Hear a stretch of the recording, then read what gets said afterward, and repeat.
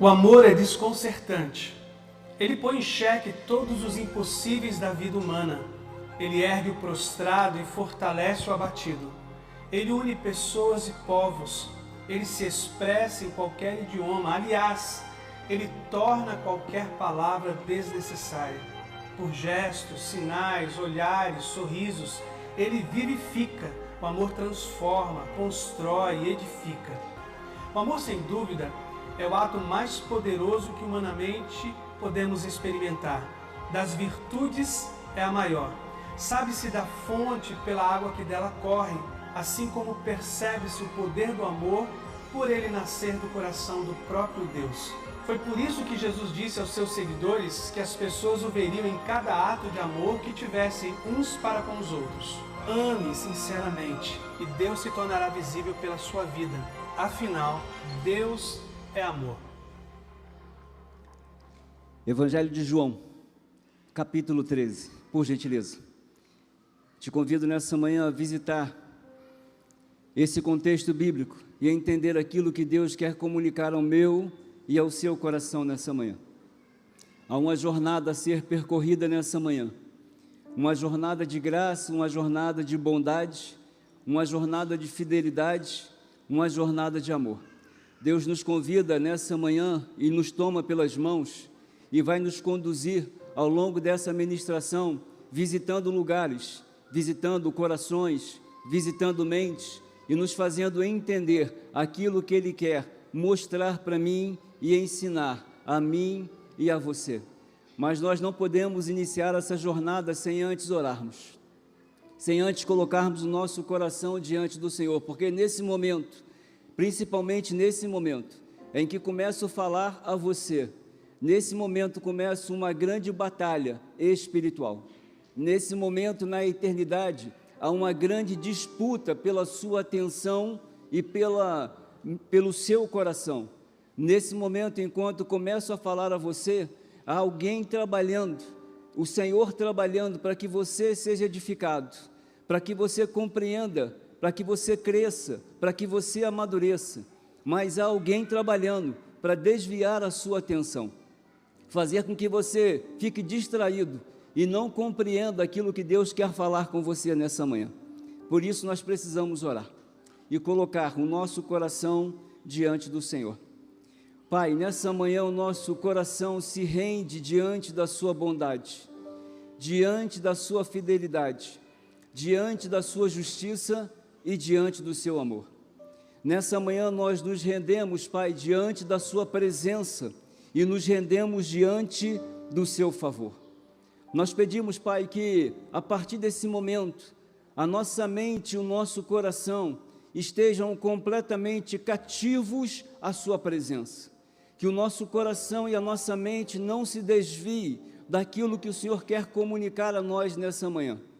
Que ao longo dessa jornada, a sua presença seja tão intensa, tão perceptível e tão inegável, que nós saibamos que o Senhor está falando diretamente a cada um de nós. O Senhor tem esse poder, de mesmo tendo aqui em nossa comunidade tantas pessoas diferentes reunidas, o Senhor tem o poder de falar com cada uma delas de maneira específica.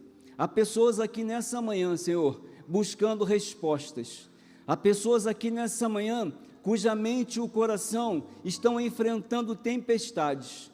Há pessoas aqui nessa manhã, Pai, que talvez tenham chegado aqui para tentar como uma solução, obter essa resposta que vem da parte do Senhor. Talvez haja aqui nessa manhã pessoas que já visitaram diversos lugares na busca de encontrar o refrigério, a paz, a tranquilidade, como pregou, como ensinou o pastor Márcio nessa manhã. Uma paz que só será encontrada em Ti. Nessa manhã também me recordo, Pai, do meu irmão Gilberto, que passou por aquela cirurgia e que carece da continuidade das nossas orações para a sua recuperação. Há outras pessoas também em leitos de hospital. Há outras pessoas, Pai, que estão enclausuradas pela droga, pelo álcool. Há pessoas enclausuradas, Senhor Deus, e aprisionadas, mas o Senhor nessa manhã tem poder de visitar cada uma delas, quebrar essas cadeias, quebrar essas correntes, pelo poder do seu amor. Nós oramos assim agradecidos e o fazemos certo da tua intervenção, da sua ação, inclusive no nosso país, que tanto tem nos inquietado, tem nos feito dobrar os joelhos e nos render diariamente ao Senhor. Pai, nós não tememos homens, nós tememos caminhar na contramão da direção da sua vontade. Nós não tememos governos humanos, porque o Senhor reina soberanamente. Nós não tememos, Senhor Deus, aquilo que acontece no entorno de nós, porque a nossa vida é regida pelo favor e pela justiça e pela bondade do Senhor. Deus, ainda que enfrentemos dificuldades, nós temos uma certeza: nós sabemos que o nosso Redentor vive, nós sabemos que o Senhor está conosco, nós sabemos, Pai, que ainda que as ondas bravias do mar revolto da vida se levantem, o Senhor tem poder para dizer: vento, acalma-te, mar, aquieta-te, porque há poder na tua palavra, há poder no teu nome, e nós cremos assim, Pai, e oramos agradecidos, em nome e por amor a Jesus Cristo. E se você concorda, você diz amém. Queridos, o Evangelho de João, eu vou pedir a você para deixar a sua Bíblia aberta ou o seu aplicativo aberto. O Evangelho de João é a carta de amor do Pai. Repete comigo assim: o Evangelho de João é a carta de amor do Pai. Os assuntos tratados aqui dentro desse contexto do Evangelho de João, eles estão entre aqueles que eu classifico, entre aqueles que eu identifico como os mais preciosos da igreja. Nenhum dos outros evangelistas neotestamentários, eles fazem declarações tão completas acerca da divindade de Cristo, sobre a justificação pela fé, sobre os ofícios do próprio Cristo e a ação do Espírito Santo, quanto nós encontramos aqui no Evangelho de João.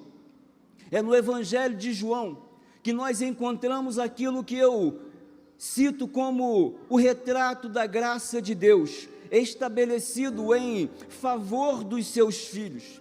Deus havia se revelado através dos profetas, Deus havia se revelado em sonhos, Deus havia se revelado em visões e manifestações temporárias, mas agora Jesus é pessoalmente, escutem, Ele é pessoalmente a mensagem de Deus vista pelos homens. É no Evangelho de João que o Cordeiro de Deus aparece e é enunciado como aquele que tira o pecado do mundo. Ele repousa os pés na terra, porque futuramente o Cordeiro de Deus se apresentará como o leão da tribo de Judá. E como nós almejamos esse dia? É aqui, no Evangelho de João, que ele mesmo irá declarar que a palavra se tornou humano, carne e osso, habitou entre nós, cheio de graça e de verdade. O texto diz que o verbo se fez carne. É aqui, queridos, que encontramos o pronunciamento do grande eu sou, como a porta ou a ponte estabelecida entre o Antigo e entre o Novo Testamento, citada a primeira vez em Gênesis capítulo 3, no versículo 14. É Jesus Cristo sendo revelado como a expressão máxima do amor do Pai. É no Evangelho de João, no capítulo 6, que ele vai se identificar como o pão da vida. No Evangelho de João, no capítulo 8, ele vai dizer que é a luz do mundo. No capítulo 10, ele vai dizer: eu sou a porta das ovelhas e também o bom pastor. É no capítulo 11 desse mesmo Evangelho que ele vai se anunciar como a ressurreição e a vida. No capítulo 14, ele é o caminho, ele é a verdade, ele é a vida. No capítulo 15, ele é a videira verdadeira, ele é aquele que era, ele é aquele que é, ele é aquele que há de vir, ele é o princípio e o fim de todas as coisas. E é aqui, no Evangelho de João, que nós encontramos esse retrato do amor de Deus e da maior expressão do amor de Deus, Jesus Cristo, o nosso Senhor e Salvador. O amor, queridos, ele não é apenas a essência do cristianismo, eu diria, mas o amor, ele é a essência do próprio Cristo. Por isso a Bíblia nos assegura que Deus não tem amor, mas ele é, em 1 João capítulo 4, versículo 8, ele é amor. Por isso o texto vai dizer: deem graças ao Senhor, porque ele é bom, e o seu amor, completem, dura para sempre. Pastor, o que tudo isso tem a ver com a mensagem dessa manhã? Porque nós vamos falar nessa manhã sobre o jeito certo de amar, a forma correta de compreender e oferecer também esse amor, porque nós estamos em um mundo de mudanças. Valores que eu digo que deveriam ser preservados, começaram a ser abandonados, para todos os lados onde você, para todos os lados onde eu, para todos os lados onde nós olhamos, encontramos movimentos de relativização do absoluto, tentando transformar aquilo que é real em abstrato. Em todos os lados, nós estamos enfrentando conflitos que estão agora confrontando o nosso coração e colocando, pasmem vocês, mesmo cristãos que somos, colocando em dúvidas o poder de Deus. Por isso, nessa manhã nós caminharemos nessa linha, porque existe hoje uma diversidade de enunciados de amor sendo ofertados, se é que eu posso defini-los assim. Cada um desses tipos de amor tem a sua própria característica, mas não somente a característica, pastor Márcio, não somente uma característica, Davidson, ele tem um prazo de validade. Cada um desses amores, além e aquém do de Jesus, ele tem um prazo de validade, porque ele está buscando algo quando se oferece ou quando se oferta. Quando nós entendemos ou começamos a compreender essa ideia de um amor profundo, e como disse o pastor Márcio, vou citá-lo pela segunda vez, um amor relacional, não apenas um amor que seja partidário, mas um amor que seja e esteja intrínseco no nosso coração. Cada um desses amores apresentados nesse tempo tem a sua característica. Cada pessoa passa a amar do seu jeito, mas existe um jeito certo de amar. Por isso eu queria caminhar com você dentro dessa linha, porque um jeito certo de amar apresenta primeiro para mim uma verdade, que um desastre no começo de uma história não determina o seu capítulo final. Vou repetir para você: um desastre no começo de uma história não determina o seu capítulo final. Queridos e queridas, no Éden o caos foi estabelecido, mas é no Gólgota que as coisas começam a ser colocadas em ordem. Por causa do pecado de Adão, nós fomos separados completamente de Deus, mas agora em Cristo nós somos religados a Ele. A queda nos fez ser lançados no lamaçal do pecado, mas a graça de Cristo, por amor, ela nos tirou de lá, ela nos resgatou de lá.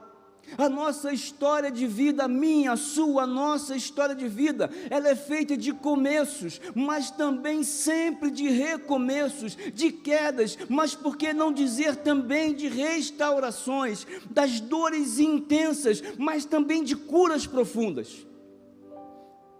A nossa vida, ela é assim. Eu ouso dizer que nós somos sobreviventes em um mundo completamente hostil.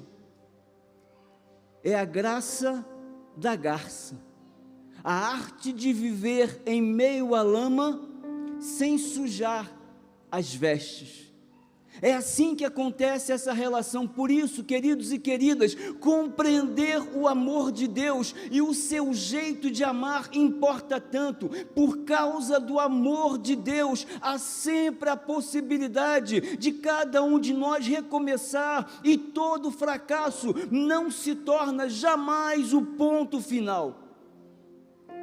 Porque o amor de Deus, Ele coloca de pé o caído, e Ele restaura o abatido. Por isso nós precisamos parar de nos preocupar, ouça, nós precisamos parar de nos preocupar e enfatizar apenas com os fracassos do passado, e nós precisamos começar a nos ocupar com os desafios do futuro, não perdendo de vista as oportunidades desse tempo presente. É assim, queridos, que nós caminhamos por essa terra, todos nós sem exceção. Escute, estamos sujeitos a errar, e o Senhor nos dá a oportunidade de não continuarmos errando, mas de continuarmos nos aperfeiçoando e sendo aperfeiçoados, nos aprimorando, aprendendo, crescendo, amadurecendo, porque a graça de Deus, ela não é seletiva. Nosso Deus não tem preferidos, Ele não faz distinção entre pessoas. Nós podemos ter começado a nossa história errado, mas nós temos a oportunidade hoje de tomarmos a decisão correta. Mas repete comigo assim: sem Cristo, isso é impossível. Sem Cristo, isso é impossível, porque Ele é o jeito certo de amar. E eu tenho uma frase que você vai ver agora disponibilizada para você: se o fracasso não for colocado no lugar devido, pode passar de um fato momentâneo a uma identidade perpétua, a uma identidade contínua, a uma identidade incessante. Paulo, queridos, o executor da lei, foi transformado em um emissário da graça por causa de Cristo. O prisioneiro ao lado de Cristo, ele pediu uma chance e recebeu. Pedro havia negado o mestre, mas arrependido, teve o seu chamado confirmado, porque Jesus Cristo não veio para os sãos, Ele veio para os doentes, e entre eles, coloca a mão no peito e diz assim: estou eu. Entre esses estamos nós. Por isso, João capítulo 3, versículo 18 vai dizer: não há condenação alguma para quem crê nele. Nele quem? Jesus Cristo. Mas quem não crê nele, escute com muita atenção, já está condenado por não crer no Filho de Deus. É preciso crer, porque Ele nos amou quando ainda éramos pecadores. Queridos, a morte de Jesus encerrou a trágica história do Éden com um triunfo de vitória. O capítulo final não é mais condenação, o capítulo final agora é salvação. Por isso Paulo vai dizer: já não há mais nenhuma condenação para aqueles que estão em Cristo Jesus. Amar como Jesus é o jeito certo de amar. Já não há mais condenação, vírgula, mas para aqueles que estão em Cristo Jesus, o nosso Senhor e o nosso Salvador. Existe uma segunda proposição nessa manhã: uma trajetória de dor não pode justificar a negação de um ato de amor. Uma trajetória, um caminho, uma estrada, uma jornada de frustração, de decepção, de lamento, de dor, não pode justificar a negação de um ato de amor. E eu tenho mais uma frase para você: as decepções que nos aprisionam ao longo da vida nunca podem ser maiores que o amor que nos liberta.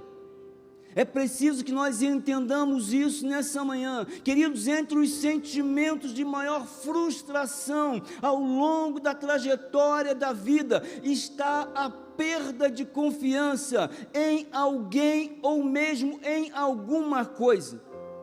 A decepção, ela tem o poder de estabelecer um cativeiro, onde aprisiona a nossa mente, onde aprisiona o nosso coração, nos tornando completamente incrédulos e completamente frios.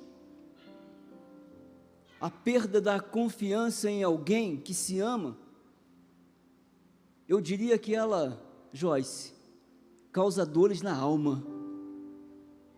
Perder a confiança em alguém que se ama, ela nos coloca em uma zona de risco. Nos tornamos generalizadores, tendenciosos agora a não acreditar em mais nada e em mais ninguém.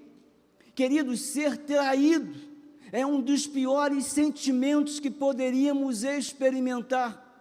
Por isso, quando nós começamos nessa manhã a avaliar o Evangelho de João, capítulo 13, é isso que nós vamos encontrar. Ele afirmando aqui, que quando ele amou os seus discípulos, ele amou até o fim, independentemente das dores, independentemente das frustrações, independentemente das decepções, independentemente daquilo que fizeram contra ele.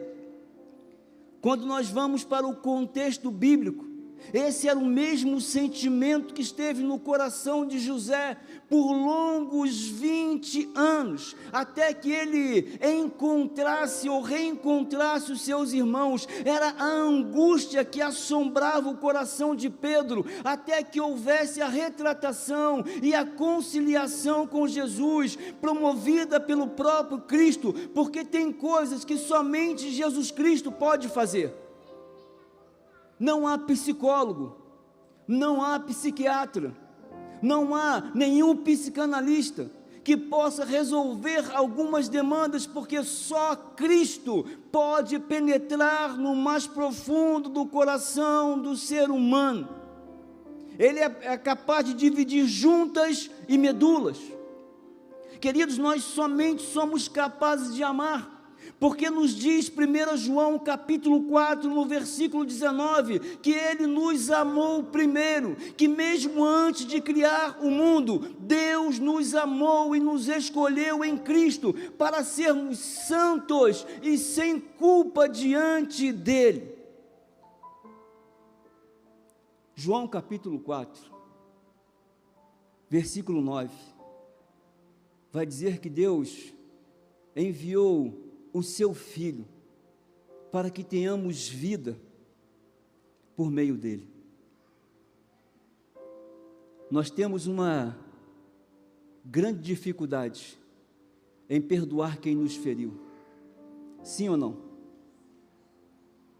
Nós ficamos remoendo o passado, remexendo o passado e buscando sempre uma oportunidade para podermos devolver o troco. Satanás sempre planta uma semente de discórdia, e você talvez fique pasmo com isso. Satanás cava, planta uma semente de discórdia, mas quem rega todos os dias somos nós. Quando não perdoamos, nós regamos, nós cuidamos e vemos crescer a raiz de amargura.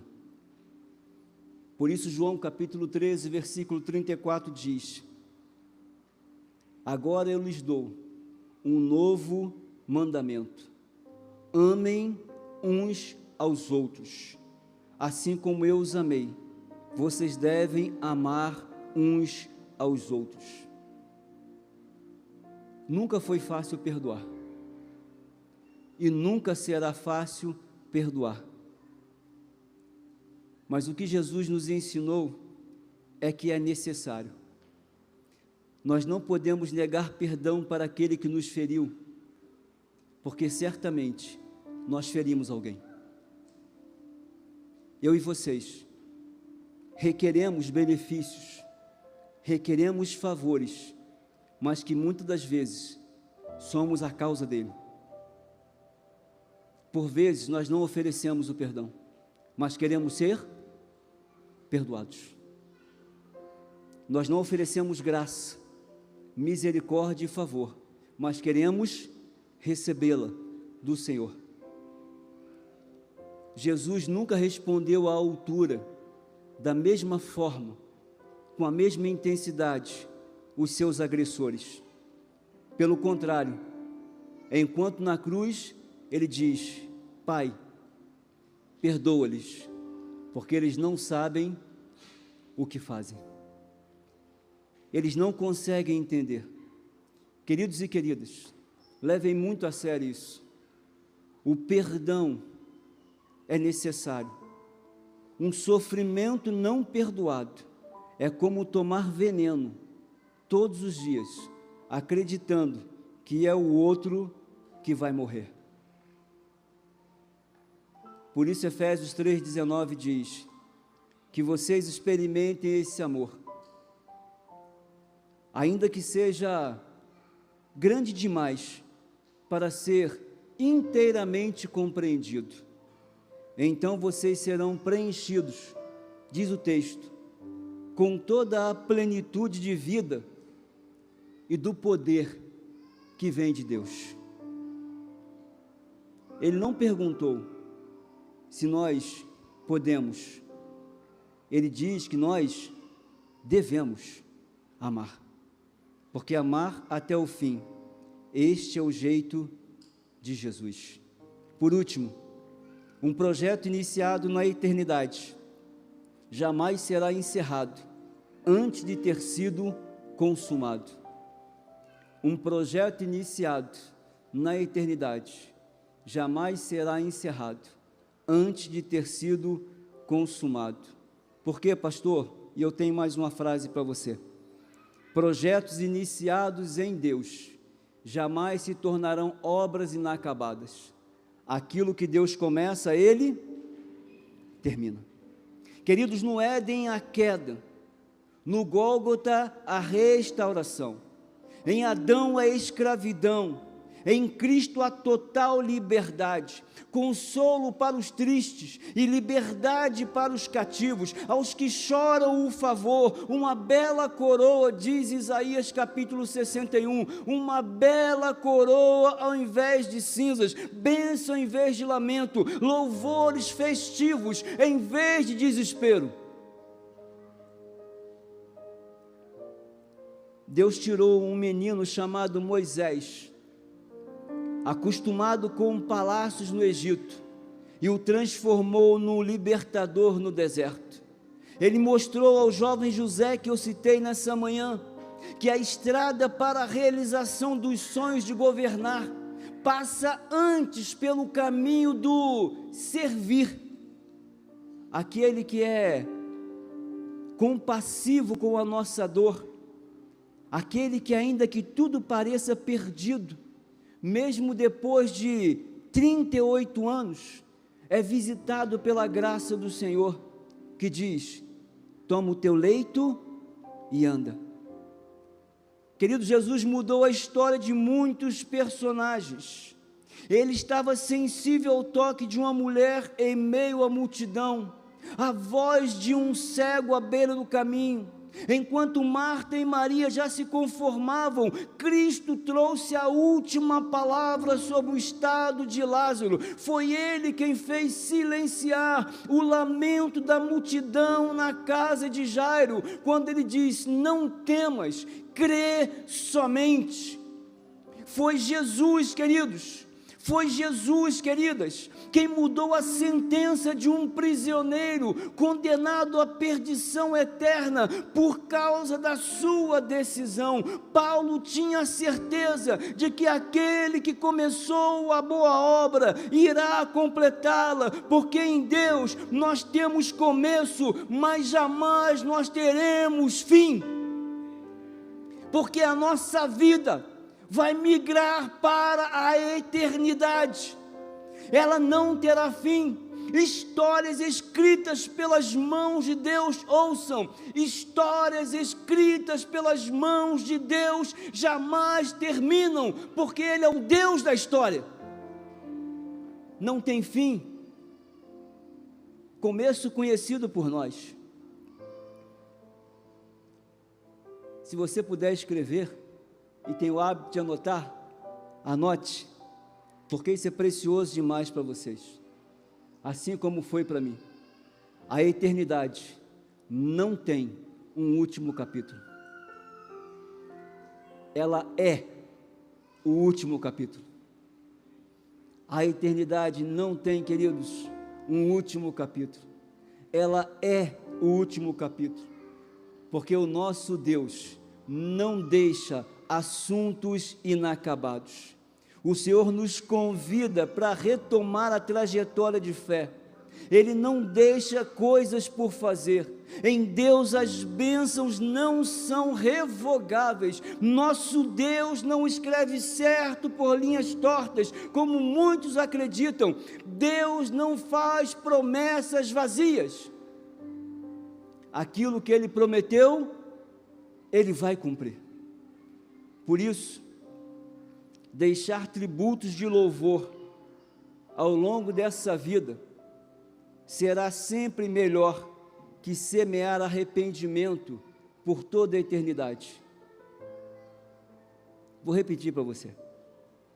Deixar tributos de louvor ao longo desta vida será sempre melhor do que semear arrependimento por toda a eternidade.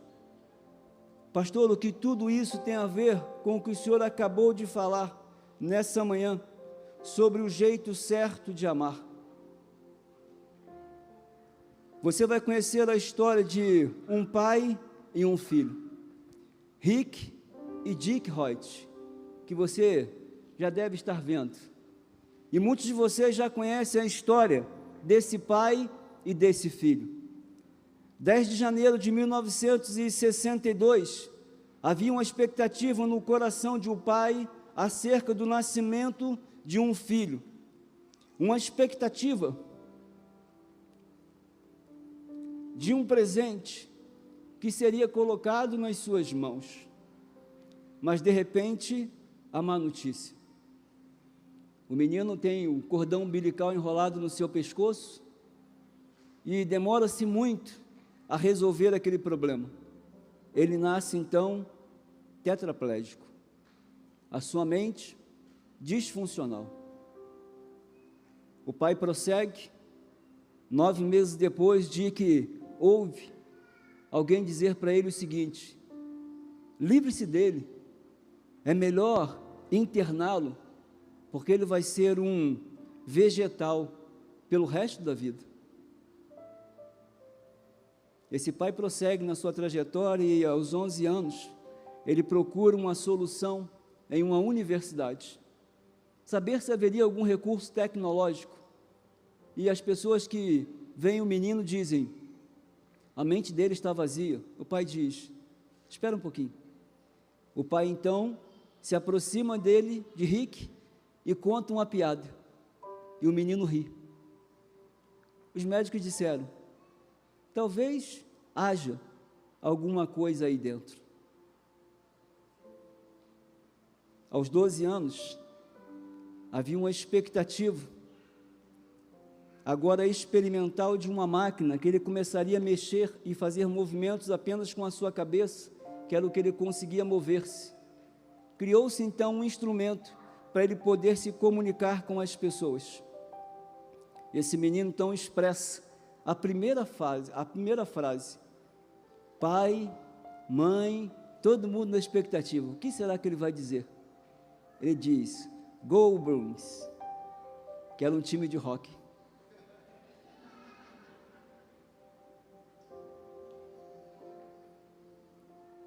Esse menino que o médico diz que tem a mente vazia, aos 12 anos, recebe a notícia de um colega de escola que sofre um acidente e fica paralítico. Esse menino que vocês estão vendo, ele diz, mexendo com a cabeça e se comunicando com o aparelho, eu tenho que fazer alguma coisa por ele. Eu tenho que mostrar para ele que a vida continua. Fizeram então uma corrida para arrecadar fundos, para ajudar esse menino que era amigo de Rick. E ele diz, eu quero participar da corrida. E agora o pai fica tentando entender como é que vai fazer. Eu não corro 2 quilômetros. Como é que eu vou participar de uma corrida de 8? Ele coloca Rick numa espécie de uma bicicleta, de um triciclo, e ele começa a corrida, e ele diz, e eu não fui o último. Chegaram outros depois de mim, e ele correu 8 quilômetros. Participou da maratona de Boston, aprendeu a nadar, para participar de um triatlon com o filho, mergulhava, mudou-se para uma região onde havia um lago, sem saber nadar, mergulhou no lago, se debateu a primeira vez, mergulhou a segunda e foi mergulhando até que aprendesse a nadar. Desde os 6 anos não andava de bicicleta. O pai subiu numa bicicleta para poder caminhar com o filho. Por causa do amor, esse homem nadou 3,8 km, 180 quilômetros de ciclismo e 42 quilômetros de corrida, empurrando a bicicleta e puxando o filho durante a natação. Participou de 66 maratonas, 6 edições de Ironman, 975 provas, junto com o filho.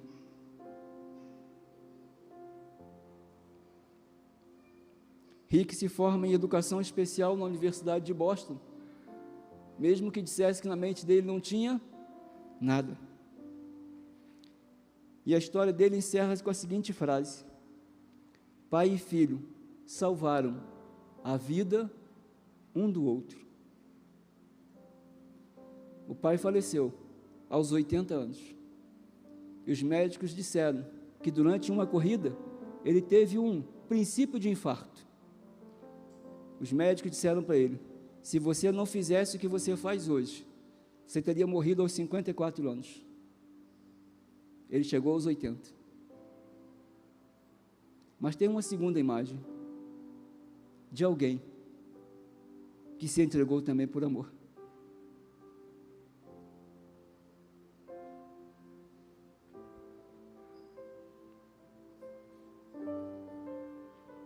Um pai entrega a vida por um filho.